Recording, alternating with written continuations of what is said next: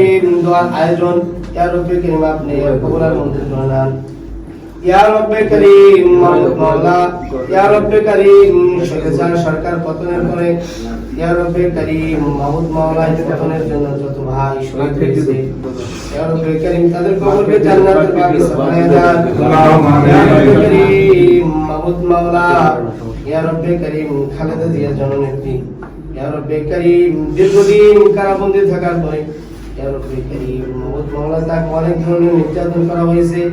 ইয়া রব্বে করিম মাওলানা মাওলা আপনি তাকে সুস্থতা দান করে দেন আমিন করিম মাওলানা মাওলা আপনি তাকে নেক দান করে দেন